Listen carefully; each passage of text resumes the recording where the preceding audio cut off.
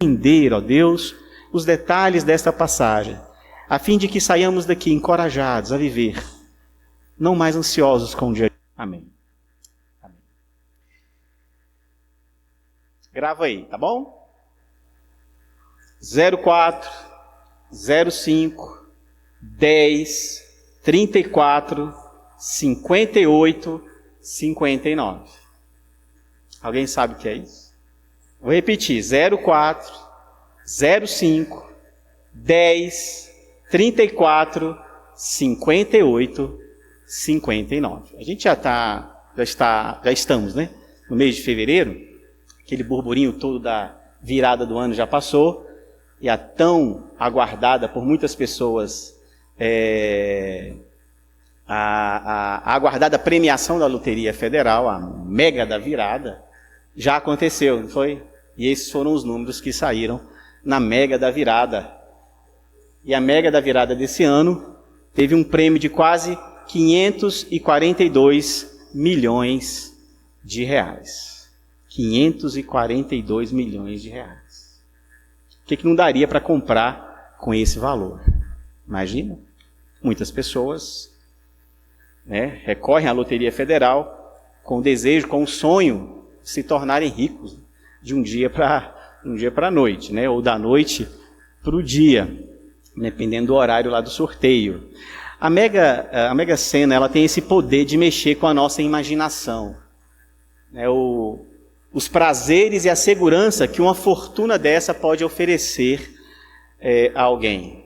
Talvez você diria até assim, não, nem tudo isso eu precisaria, 542 milhões, nem disso eu precisaria. 5 milhões já seria suficiente, né? Talvez você pensaria dessa forma. E de fato, muito dinheiro, fortuna, riqueza, mexe com o nosso imaginário, a gente fica pensando no que podemos comprar, a quem podemos ajudar, o que podemos fazer, o que tanto dinheiro assim realmente pode nos oferecer como oportunidade. Isso afeta crente, descrente, porque não é de hoje que o homem deposita realmente a segurança da sua vida e a felicidade da sua vida nas riquezas. Não é de hoje que o dinheiro, seja ele em que modelo for, né?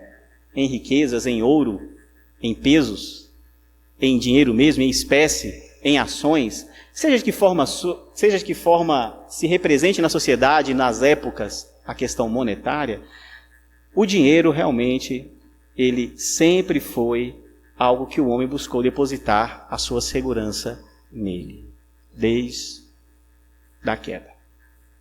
Essa passagem que nós lemos, ela faz parte de um sermão maior que Jesus proferiu aos seus discípulos. Tá? É conhecido o grande sermão do monte, o grande sermão da montanha, e começa lá no capítulo 5.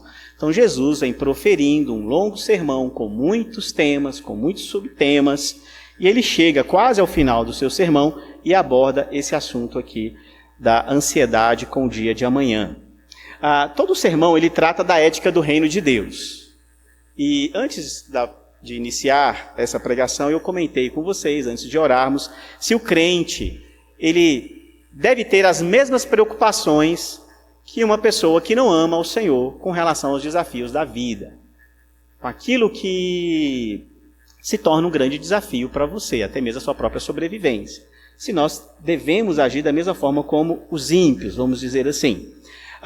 E o Sermão do Monte ele é muito interessante porque ele vem falando desde o seu início a respeito da ética do reino de Deus. A nova vida que o crente deve manifestar.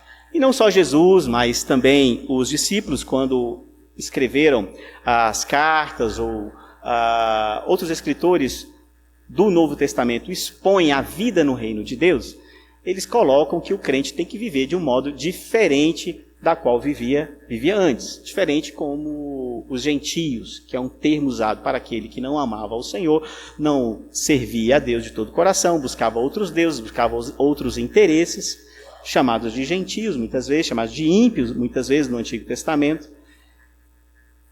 E é sempre colocado como um desafio para aquele que ama a Deus viver diferente, então, nesse mundo. E um dos aspectos dessa nova vida implica a sua confiança em Deus como seu provedor. Ponto. Então, vamos entender isso. Esse é o nosso objetivo aqui nessa noite. A ideia do cristão reconhecer que existe um Deus que é o seu provedor é o aspecto central aqui dessa passagem. Jesus nos ensina a orar assim, inclusive está no próprio Sermão do Monte. O pão nosso de cada dia, dai-nos hoje. Nós reconhecemos que é Deus quem nos dá. Nós reconhecemos que é Deus que provê. Você sai da sua casa, você escova os seus dentes, pega o seu ônibus, pega a chave do seu carro, vai em direção ao seu trabalho, você se dedica ali a uma jornada, no final de um período você recebe lá no banco algum recurso financeiro. Mas há uma compreensão aqui, dentro do Sermão do Monte, que quem é o responsável final para o sustento da sua vida é Deus. E isso é algo que o ímpio não tinha compreensão, isso é algo que o gentio jamais tinha entendimento. Ele achava que tudo partia do seu próprio merecimento. E já o crente, dentro dessa mentalidade, como cidadão do reino dos céus, ele crê, ele compreende que Deus providencia tudo o que ele necessita para o seu sustento. E não só para o seu sustento, Deus é tão bom, Deus é tão generoso, que Ele nos dá além daquilo que nós precisamos. Deus nos dá, na verdade, muito mais do que o pão de cada dia. Muito mais. Nós sabemos disso, não é verdade? Jesus também nos ensinou a não depositarem sua confiança nos bens materiais. Ou seja, se eu sei que existe um Deus, que Ele é a causa final do sustento da minha vida, não há razão, então, de eu depositar a minha confiança nos bens materiais como se eles, por si só, garantissem a minha segurança e a minha sobrevivência. Lá em Lucas 12, tá? Nós não vamos abrir essa passagem, mas eu vou citar. Jesus conta uma parábola de um rico que se deu mal por depositar sua segurança nas riquezas. Então fala de um rico, um homem muito próspero, um homem bem-sucedido profissionalmente, e ele se surpreende com uma colheita abundante. Ele fala, o que eu vou fazer? Porque os meus celeiros já estão cheios, eu tive essa colheita espetacular, fantástica. O que eu faço agora? Já sei. Eu vou vou construir mais celeiros, vou depositar toda essa riqueza e vou viver despreocupadamente. Essa ideia que Jesus coloca desse homem sentindo-se seguro por ter muita prosperidade, é esse conceito que o cristão não pode ter mais, não deve ter mais, que é de depositar a sua confiança nos bens materiais. E Jesus termina essa parábola dizendo, ó homem insensato, hoje mesmo te pedirão a tua alma, você trabalhou muito por riquezas nessa terra, mas na verdade você não tem nada acumulado nos céus. Inclusive, depois de Jesus contar essa parábola, ele também fala desse sermão aqui lá em Lucas, na sequência. E é o mesmo texto que a gente está estudando aqui. Antes mesmo de Jesus falar desse texto que lemos, ele se refere, a partir do verso 19 aqui do capítulo 6, sobre o perigo do homem depositar a sua confiança nas riquezas materiais dessa terra. Ele diz, não acumuleis para vós outros tesouro nessa terra, porque isso é perecível. Isso se perde. Acumulai para vós outros tesouros nos céus. Em hipótese alguma, Jesus não está dizendo para você que é proibido um cristão comprar um carro. Que é proibido um crente comprar um carro novo. Vou usar um exemplo assim, simples como esse. Ele está dizendo que isso é proibido. Ele está dizendo que é errado eu acreditar que ao ir lá na loja comprar um carro novo, eu sou uma pessoa especial, importante, estou segura, porque os bens materiais têm garantido para mim não só conforto, mas essa segurança. Entendem? Pois bem, observem que o nosso texto, ele inicia com a expressão aí, por isso. Lembre que Jesus está pregando um sermão, ele vai dizendo um assunto após ao outro, e um assunto vai entrando no assunto anterior, e ele então começa o verso 25 dizendo, por isso. Em Lucas 12, 22 também, depois dele contar a parábola, ele também fala, por isso, ou seja, ele está nos alertando a respeito do perigo de depositar a nossa confiança nas riquezas, ele está mostrando que Deus é o provedor daqueles que o amam, que Deus é a causa final realmente do nosso sustento. Por isso, então, ele dá a razão e ele vai dizer, por isso, então, não andeis ansiosos pela vossa vida. Tendo refletido com os seus discípulos, então, sobre o perigo, né, e a mentira que é viver pela busca na segurança da prosperidade financeira, não só perigo e mentira mesmo, porque é isso que acontece. Aqueles que depositam a sua confiança na estabilidade financeira, essas pessoas elas estão equivocadas, elas são ignorantes quanto a realmente o poder que as riquezas podem nos oferecer. E além dele dizer do perigo que é confiar nessa segurança da prosperidade financeira, ele traz um aspecto que vem como um efeito colateral quando as finanças, quando a questão econômica, quando a prosperidade financeira, quando o bem-estar financeiro se torna a razão de todas as coisas na nossa vida. Qual é? A ansiedade. A ansiedade que isso gera em nós. Ou seja, é tanto um perigo quanto então realmente uma mentira. Ao invés das finanças de fato trazerem uma segurança real, elas são um perigo porque elas não garantem nada, e elas são uma mentira porque elas trazem sobre a nossa vida uma grande ansiedade. Você deve estar entendendo o que eu estou falando. A ansiedade que tudo isso gera. Jesus demonstra aos seus discípulos que eles não precisam viver mais ansiosos com o dia de amanhã. Eles não precisam viver mais com essa mentalidade do homem padrão do mundo, preocupado, ansioso com o seu sustento, com o dia de amanhã, se terão o que é necessário para sobreviver, porque Deus cuidará deles. E isso é uma promessa. Vejam que nesse texto Jesus está falando que os discípulos não devem mais viver ansiosos com respeito ao seu sustento e preocupados com o seu sustento, nessa proporção que traga sobre a vida deles ansiedade, porque há uma promessa de que Deus irá suprir as nossas necessidades. Nós vamos chegar a esse ponto daqui a pouco. Por enquanto eu queria que você só compreendesse essa lógica, essa conclusão de Jesus. Por isso não andem ansiosos, Deus cuida de vocês. Deus está ao lado de vocês. Portanto, a questão da ansiedade está em foco aqui nessa passagem. E a questão da ansiedade é um assunto bastante atual para nós, esse termo ansiedade, né? Muitos especialistas têm falado sobre ele como sendo o mal do século. É comum ouvir falar de transtorno de ansiedade generalizada. Alguns até simplificam com as iniciais, né? TAG. E essa ansiedade não atinge só adultos, mas também se vê essa ansiedade se revelando sobre crianças, sobre adolescentes. Outros até defendem um tipo de ansiedade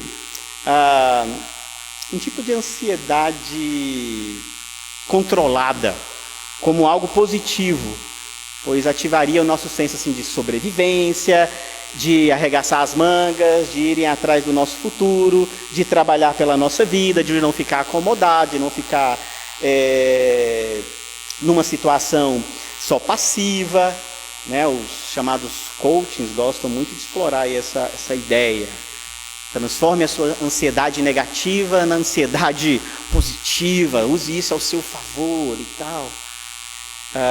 Outro dia eu ouvi de um jogador de futebol profissional aposentado, que está dando palestras motivacionais, que o medo foi o segredo do seu sucesso. E me chamou a atenção essa reportagem exatamente por esse detalhe. Ele disse que o medo era o tema das suas palestras motivacionais. Porque ele dizia que, através do medo, ele lutava para superar todos os desafios. Então ele, como um jogador negro, ele entendia que ele ao entrar em campo, ele tinha que se sobressair, porque ele tinha medo de ser rejeitado, porque ele era negro. Por jogar em uma posição, ele tinha medo que o reserva pudesse assumir o seu lugar. Então ele dedicava tudo o que ele podia para que ele se mantivesse firme ali no seu lugar. Quando ele foi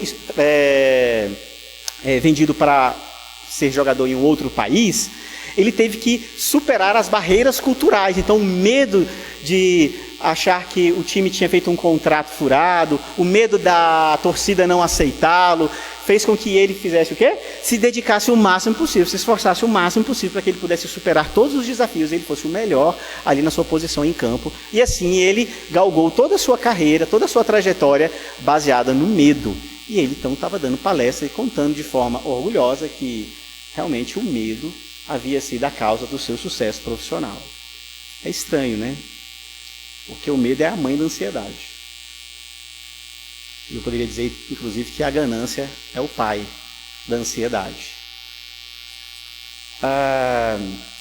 Voltemos ao que Jesus está ensinando aqui aos seus discípulos. Só foi um parênteses para você perceber que essa questão da ansiedade, o tema ansiedade, é muito discutido no mundo, é muito abordado por profissionais da área da saúde, da área da psicologia, e abordado também no meio empresarial, enfim, até por pessoas que querem usar a ansiedade de forma positiva. Mas vamos voltar ao que Jesus estava nos falando.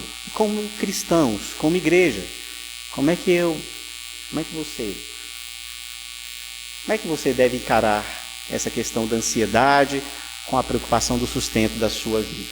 Considerando o contexto, nós podemos dizer que a ansiedade é abordada aqui nessa passagem como uma preocupação exagerada com o seu sustento. A versão NVI, a versão Nova Almeida, a versão transformadora, ao invés de eles colocarem a palavra ansiedade, eles colocam essa palavra preocupação. Então, a ansiedade nada mais é do que uma preocupação exagerada. No contexto da nossa passagem, é uma preocupação exagerada com o seu sustento.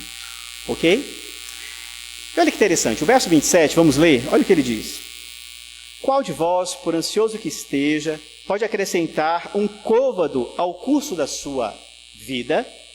Observe que o verso 27 ele é um ótimo exemplo de como essa questão da ansiedade, dessa preocupação exagerada com o nosso sustento, como isso afeta o nosso juízo, numa tentativa nossa de querermos controlar o que não podemos controlar, ou seja, o futuro. Você controla o futuro?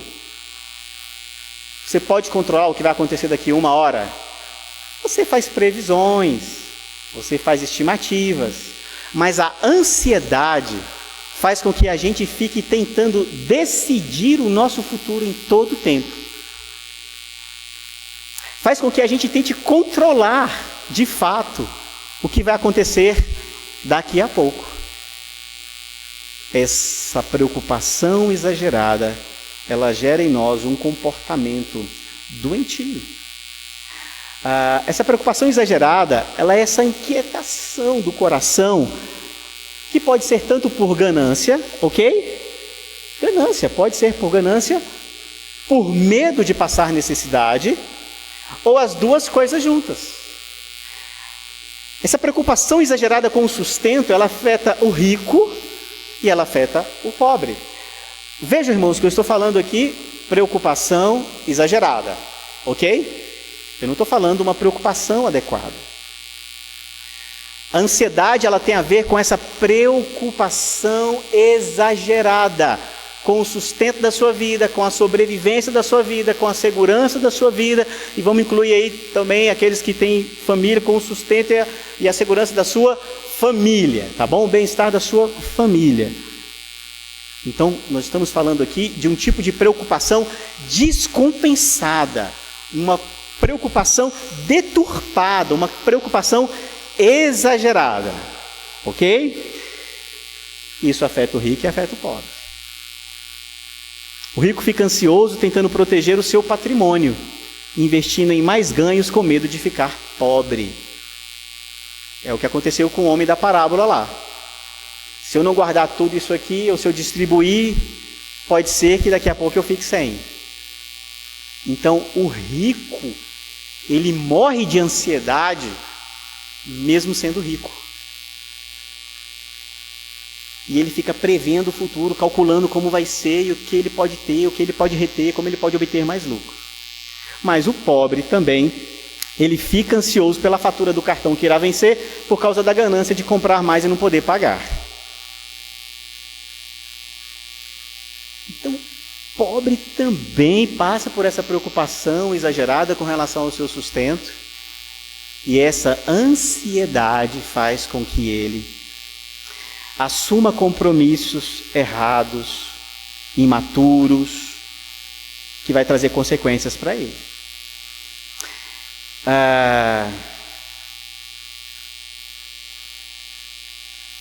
E para mexer um pouco assim com o seu senso político, quero dizer que o homem ansioso, com essa visão capitalista, ele se sente merecedor de tudo o que possui.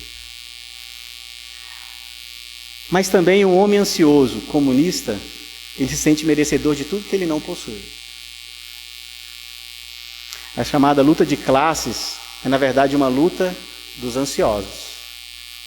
Seja dos que querem o bolo só para si, seja dos que querem uma fatia maior do bolo. Vocês vão observar que, independente da ideologia política, dependente das convicções políticas, se a ansiedade pelo dia de amanhã estiver presente no coração do homem, ele vai ser dominado por isso, e a ganância e o sentimento de medo, de insegurança se instalará no seu coração. Lembre que Jesus está falando para os seus discípulos, né? É importante você considerar isso. Ele não está falando para as pessoas em geral. O Sermão da Montanha é um sermão dirigido aos seus discípulos.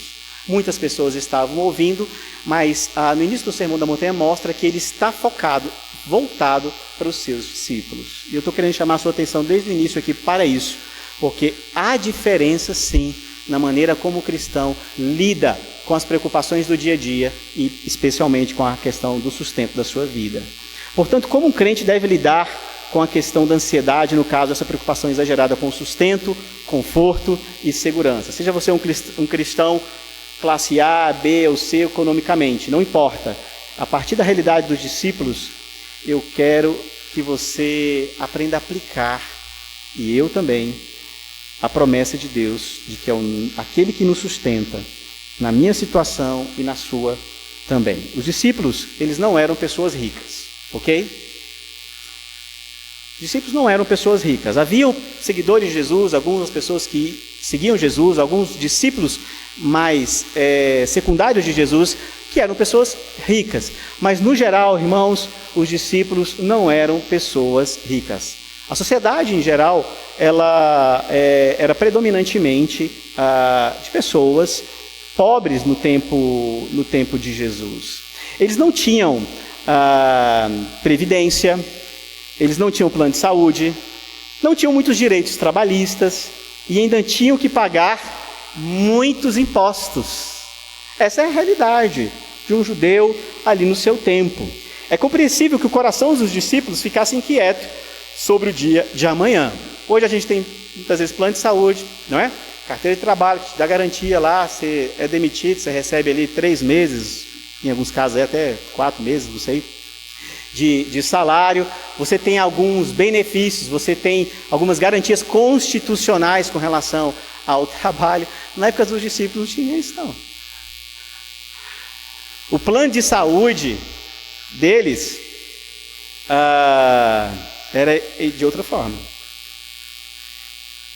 O plano de saúde deles era o chá que alguém fazia, era o médico ali da cidade que tinha algum conhecimento que poderia intervir e contava com o favor uns dos outros. O plano de previdência deles era a família. Vou dar um exemplo para vocês. Quando aquele texto diz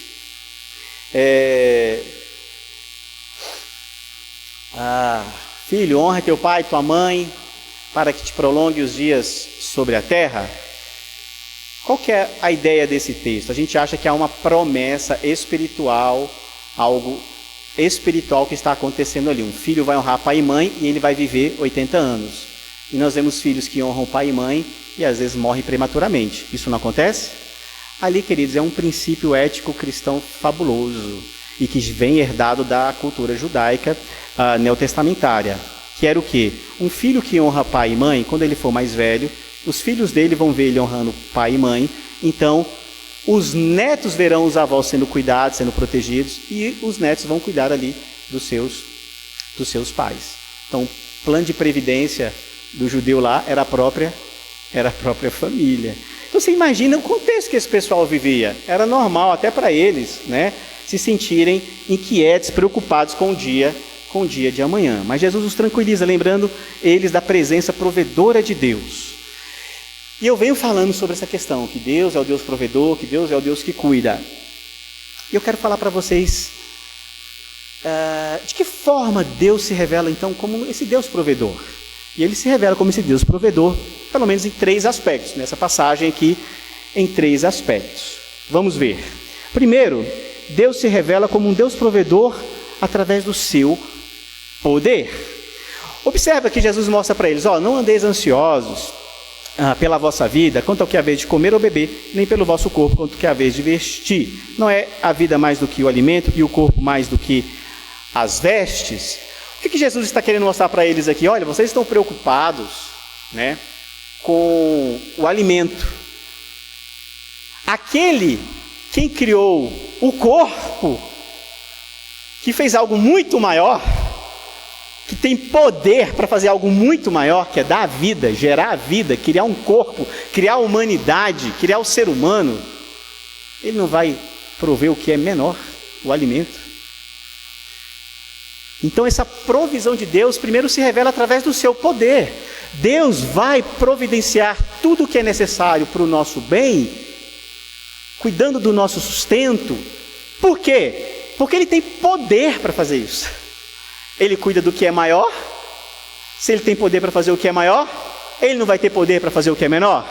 Ele tem poder para fazer o que é menor. E Ele usa então o exemplo dos passarinhos, verso 26, observai as aves do céu, não semeiam, não colhem, nem ajuntam em celeiros, contudo vosso Pai Celeste a sustenta.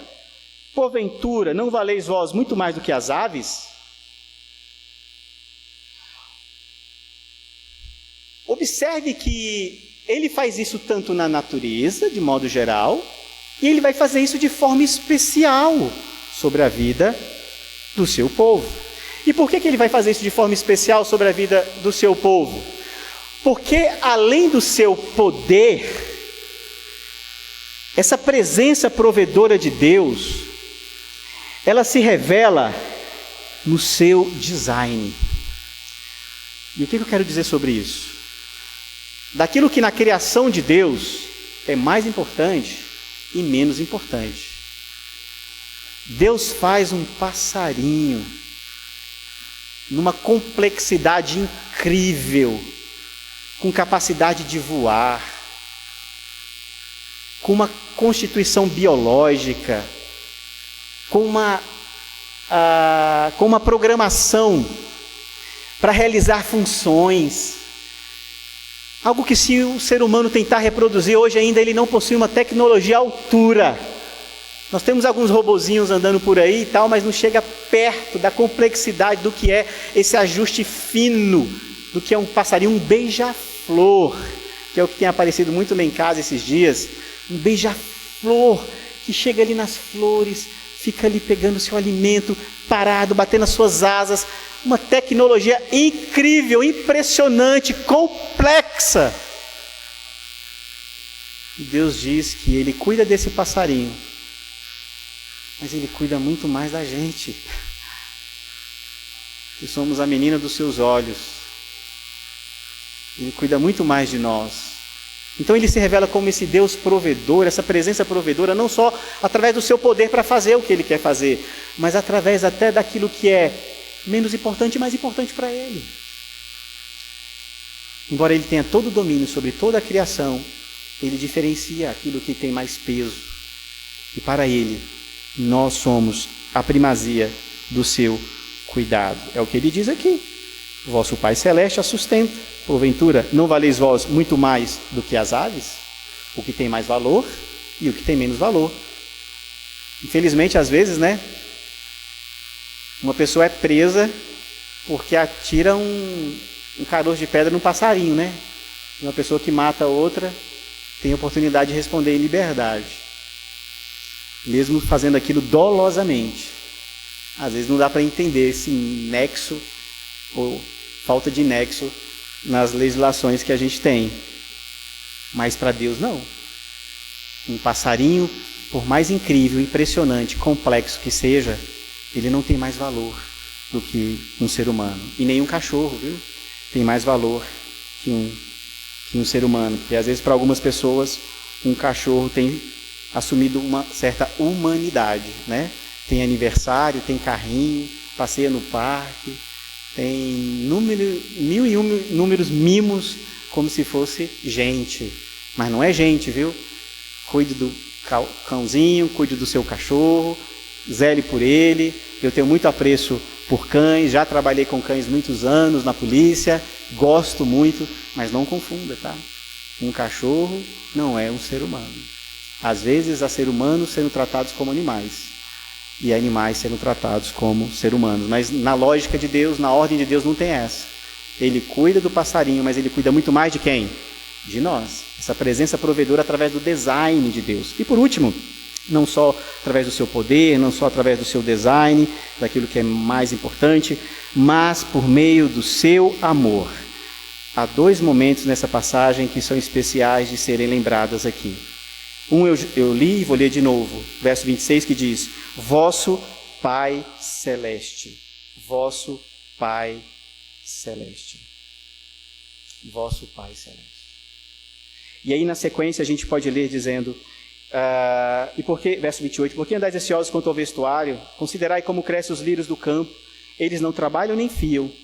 Eu, contudo, vos afirmo que nem Salomão, em toda a sua glória, se vestiu como qualquer deles. Ora, se Deus veste assim a erva do campo, que hoje existe e amanhã é lançada no forno, quanto mais a vós outros. Quanto mais a vós outros. Verso 31 diz assim, portanto não vos inquieteis dizendo que comeremos. Verso 32 diz, porque os gentios é que procuram todas essas coisas. Verso 33 diz, buscai, pois, em primeiro lugar o reino de Deus. Verso 34 diz, porque não vos inquieteis com o dia de amanhã. Então Deus está mostrando claramente que há uma prioridade, um cuidado especial dele pelos seus. E a maneira como Jesus descreve isso aqui é chamando Deus de nosso Pai. Pai, revelando então o seu amor. Olha que bonito a forma como é descrito no verso 32, porque vosso Pai Celeste sabe que necessitais de todas elas. A providência de Deus, essa presença providencial de Deus, ela é revelada pelo seu poder, pelo seu design e pelo seu amor. Pelo seu amor. Deus vai cuidar da gente porque Ele nos ama. Não é porque a gente merece, não é porque a gente fez bem a lição de casa. É pelo seu amor. É por isso. Não é porque Ele olhou para você e falou assim, muito bem, é isso mesmo, você merece, eu vou te dar. Não. É pelo amor dEle. É pela graça dEle, pela bondade dEle mesmo. A gente tem então razões, não temos? Várias. Para não ficarmos ansiosos com o dia de amanhã. Eu falei sobre ansiedade quanto ao nosso sustento e as garantias que Jesus nos dá de que Deus está cuidando da gente, certo? Mas qual tem sido a origem dessa ansiedade? Como é que essa ansiedade surge na nossa vida? Irmãos, isso aqui é importante e o texto menciona sobre isso também. A resposta que Jesus dá pode nos deixar assim um tanto incomodados, tá bom? Afinal, nós temos sido reforçados que a ansiedade está mais ligada a outras causas do que uma causa espiritual. E aqui Jesus vai dizer que ansiedade, e eu estou aqui me referindo no contexto da passagem, ansiedade com relação ao sustento da sua vida, ansiedade com relação à segurança da sua vida, pela pela provisão das suas necessidades, Jesus está dizendo que a ansiedade por isso tem uma causa espiritual. Não é outra causa a não ser uma causa espiritual. Então a melhor forma de a gente abordar é ir direto ao ponto, onde Jesus declara que aqueles que vivem ansiosos com o dia de amanhã, sendo cristãos, são ansiosos porque possuem uma fé pequena. Disse, está aqui, verso 30.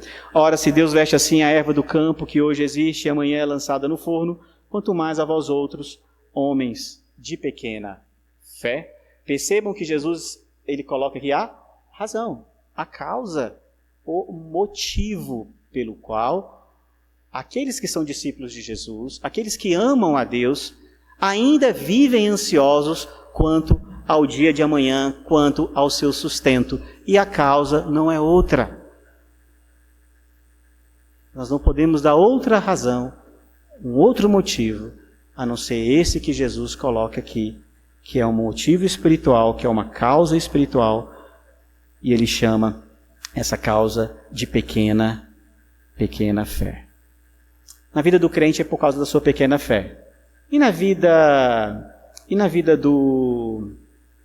do ímpio? Já na vida do ímpio, a ansiedade é o resultado da sua incredulidade. O verso 31 mostra: portanto, não vos inquieteis, dizendo que comeremos, que beberemos, ou com que nos vestiremos, porque os gentios é que procuram todas estas coisas. Ou seja, os gentios vivem inquietos porque eles não confiam na provisão de Deus. Então eles fazem isso porque eles não creem em Deus. Eles não confiam porque não creem. Eles não confiam porque não acreditam de fato que Deus é provedor. Ou que até exista Deus. Ou que os deuses, se a gente for pegar bem o contexto, desse universo de deuses que ficava rondando o ideário das pessoas, não viria cuidar das suas necessidades mais básicas, mais simples. Os deuses não se importam com estas coisas. Eles estão cuidando da ordem do cosmos. Eles não vão se preocupar com o simples mortal, Ou seja, o gentio revela sua ansiedade pela sua incredulidade.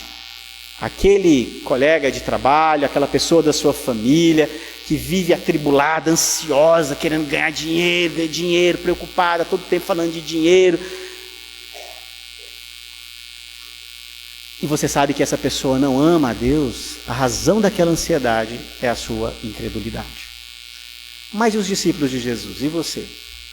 Quando a ansiedade abate o seu coração por essas mesmas razões, de ficar preocupado com o seu sustento, Jesus fala que é por causa da pequena fé. Da pequena fé. Jesus nos faz essa incrível revelação, meus irmãos. Reconhecendo que nossa fé, que ele chamou de fé pequena, ela precisa amadurecer. Ela precisa crescer. O Dr. Martyn Lloyd-Jones, em sua obra Estudos do Sermão do Monte, ele fala que todo crente recebeu a fé salvadora, mas que essa fé precisa se desenvolver nas questões práticas da vida, como a que estamos tratando aqui, onde o crente precisa aprender a confiar em Deus como seu provedor. E nem sempre nós fazemos isso. E sempre que não fazemos isso, estamos revelando a nossa pequena fé, uma fé imatura, uma fé que precisa ser fortalecida, amadurecida. Jesus estava certo ao abordar, essa questão da ansiedade sobre o sustento, porque trata de algo que afeta a todos nós, por se tratar da nossa sobrevivência. Na faculdade, alguns de vocês aí devem ter estudado, ouvido falar da chamada teoria da pirâmide de Maslow. Teoria da pirâmide de Maslow. E o que dizia lá? Falava que o ser humano ele tem certas necessidades, e essas necessidades elas seguem uma hierarquia de prioridade. Em outras palavras, o homem ele precisa primeiro satisfazer as suas necessidades fisiológicas. Satisfazer as necessidades fisiológicas, ele vai então procurar satisfazer as suas necessidades de segurança. Em seguida, ele precisa satisfazer as suas necessidades de relacionamento, depois ele passa para as suas necessidades de autoestima e, por fim, as suas necessidades de autorrealização. Seria o ciclo completo da realização humana. E Maslow dizia na sua teoria que para que um homem usufruísse de todas essas necessidades, ele precisava então o quê? Satisfazer as suas necessidades mais básicas. E assim a pirâmide ia subindo. Imagine então, se for preocupar com o seu sustento financeiro, levando em consideração essa teoria aí de Maslow, as duas primeiras aqui, né, já seriam a prioridade do ser humano mesmo. Então a gente tem que trabalhar, a gente tem que ganhar muito dinheiro, a gente vive ansioso por causa dessas coisas. Mas eu queria dizer para vocês que, na verdade, essa teoria de Maslow, que eu não acredito nela, na verdade, ela não deveria ser chamada de teoria das necessidades, mas deveria ser chamada da teoria da ansiedade. Porque, na verdade, o que Maslow está fazendo nada mais é do que descrevendo o ser humano como resultado do pecado, na sua ansiedade por segurança, na sua ansiedade por satisfazer as suas necessidades, na sua ansiedade de querer encontrar significado nos relacionamentos, na sua ansiedade por querer encontrar significado na sua autorrealização, a sua ansiedade de querer encontrar significado e valor numa autoestima centrada nele mesmo, né? Eu diria que essa teoria de Maslow, na verdade, não é a teoria das necessidades, mas é a teoria das ansiedades. Agora, olha que interessante aqui. Talvez você esteja vivendo assim, talvez você esteja vivendo baseado nessa teoria de Maslow. Você esteja vivendo ansioso, querendo satisfazer de forma exagerada, uma preocupação exagerada, satisfazer as suas necessidades de sobrevivência, de segurança e por aí em diante. A proposta de Jesus é virar de ponta cabeça essa pirâmide. E como é que ele faz isso? A prioridade do discípulo não é a autorrealização, que seria lá o topo lá da pirâmide de Maslow, depois que ela atingiu todas as outras necessidades. A prioridade de Jesus, a prioridade do discípulo de Jesus é a realização no reino de Deus. Então eu já inverto essa pirâmide. Ao invés de eu querer encontrar significado, importância, valor e segurança nessa pirâmide de necessidades, eu foco no reino de Deus. Eu coloco o reino de Deus e a realização da minha vida nesse reino como aquilo que de fato trará satisfação para a minha vida. E Jesus descreve então: buscai, pois, em primeiro lugar o seu reino e a sua justiça, e todas estas coisas vos serão acrescentadas. É disso que Jesus então trata no verso 33, e nós precisamos compreender isso. Nossa prioridade deve ser o reino e a justiça de Deus. Prioridade. Jesus nos deu uma pista do que isso quer dizer, falando já do poder de Deus. Ou seja, Deus é um Deus presente, Deus é um Deus atuante, Deus é um Deus que está no governo de todas as coisas. Isso está revelando o que para nós? Que nós devemos viver com essa consciência, com essa mentalidade de que a minha vida, de que o meu futuro não depende de mim, mas depende daquele que é o Senhor do reino.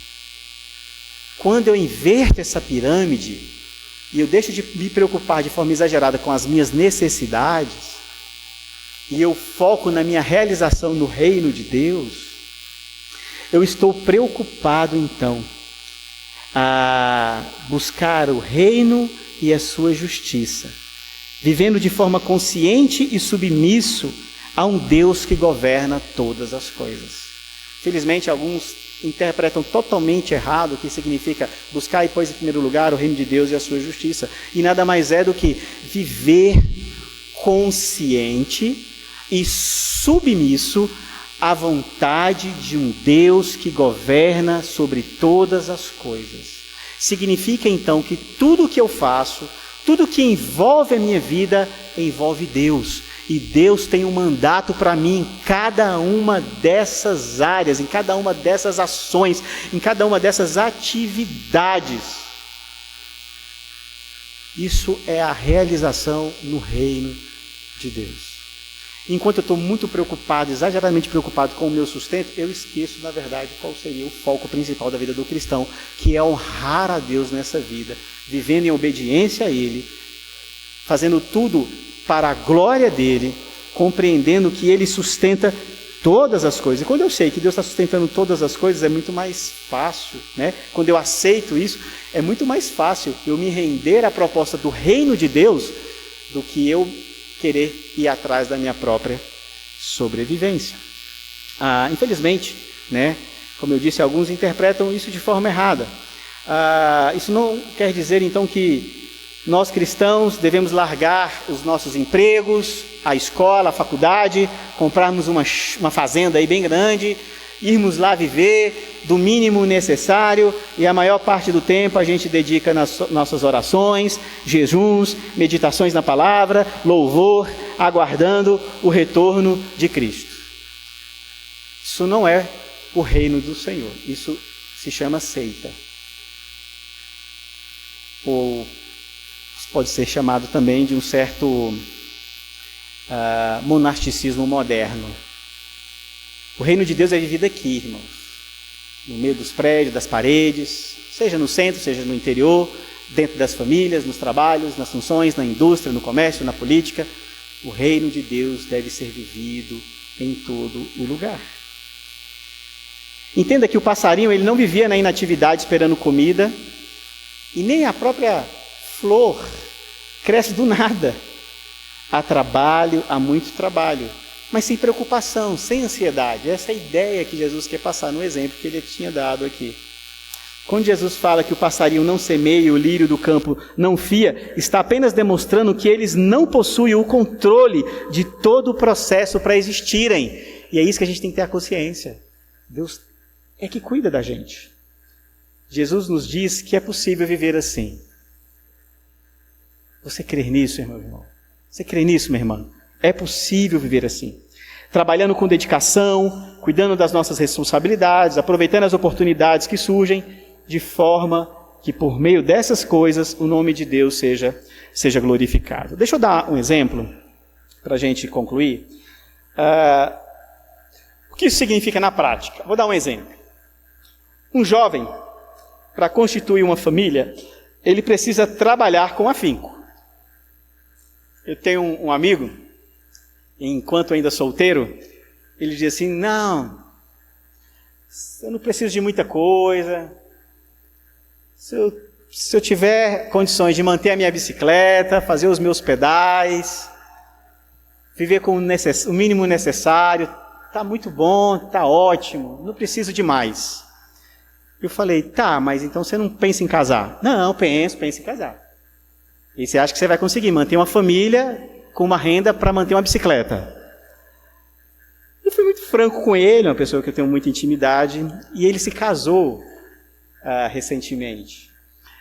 E ele compartilhou comigo, realmente, para uma pessoa constituir uma família, a pessoa tem que trabalhar. Então eu quero falar para vocês jovens que estão aqui, e os pais desses jovens digam amém, amém. Olha aqui, jovem, para você constituir uma família, você precisa trabalhar com afinco e obter um salário compatível com as necessidades de um lar. Seus pais não podem manter a sua casa, você vai ter que manter a sua família, ok? Beleza?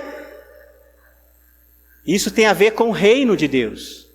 Trabalhar com afinco, trabalhar com seriedade, estudar, se dedicar, passar num concurso, abrir um negócio, ser contratado por uma empresa, trabalhar com afinco faz parte do propósito do reino de Deus.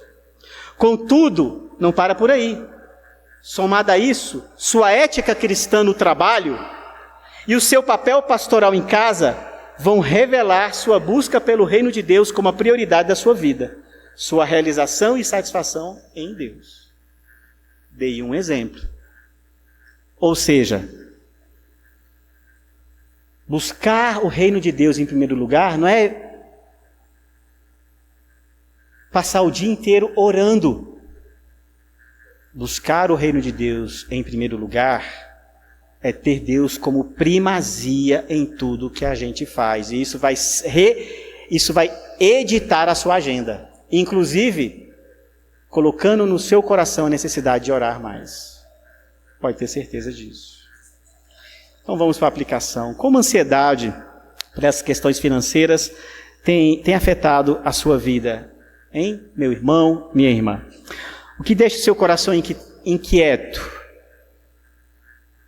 Onde sua fé se revela pequena? Medo de passar fome, medo de não pagar a conta, apego aos bens materiais, uma preocupação exagerada com o sustento da sua casa, uma preocupação exagerada com o seu futuro profissional, com a inconstância do mercado financeiro, um medo e uma preocupação exagerada com o governo. E como é que você lida com isso? Está sempre em busca de mais renda, se comparando com os outros, comprando mais do que você precisa. Minha preocupação não é nem tanto com o que você está fazendo, né? Mas é com o que a gente está deixando de fazer. Jesus foi bem claro em mostrar que o nosso foco é o reino, a consciência da presença provedora de Deus. E aprender a descansar nessa presença provedora dele. Muito da nossa ansiedade é porque não temos buscado em primeiro lugar o reino de Deus. Essa é a verdade, irmãos. Temos que reconhecer que passamos a maior parte do nosso tempo preocupados com o nosso conforto e segurança nas coisas materiais. Passamos boa parte do nosso tempo ocupados com isso.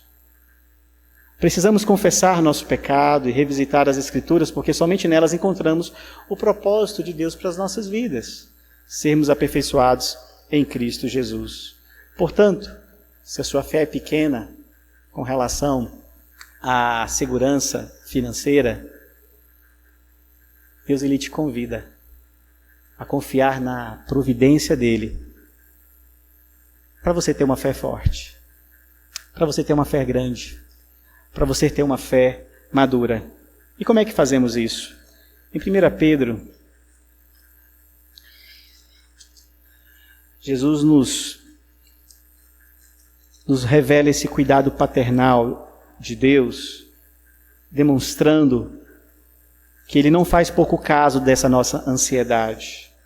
Se por um lado, Ele está dizendo para nós que essas preocupações com o dia de amanhã, com o nosso sustento, em razão da nossa fé pequena, mesmo sabendo agora que temos um Deus provedor,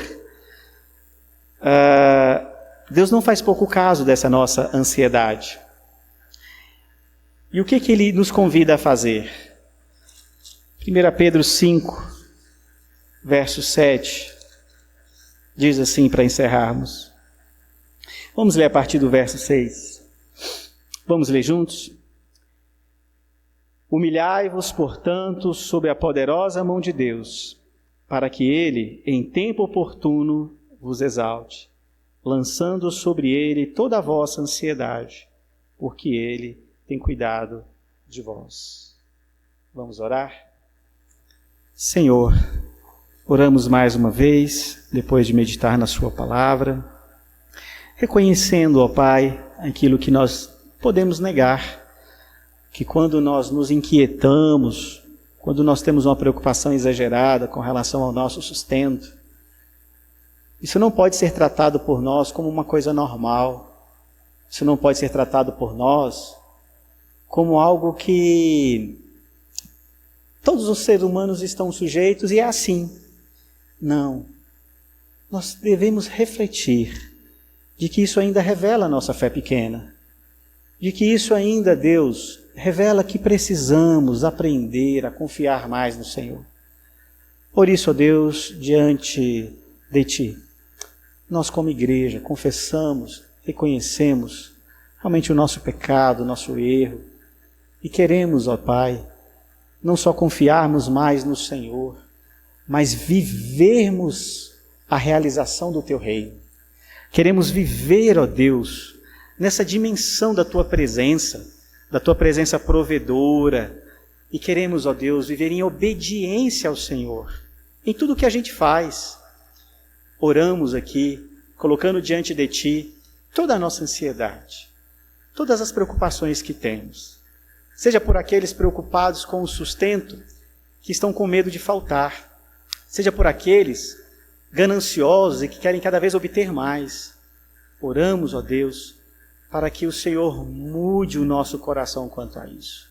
Que o Senhor gere em nós contentamento, porque é melhor, ó Deus, o contentamento com uma grande fé do que a ansiedade numa pequena fé.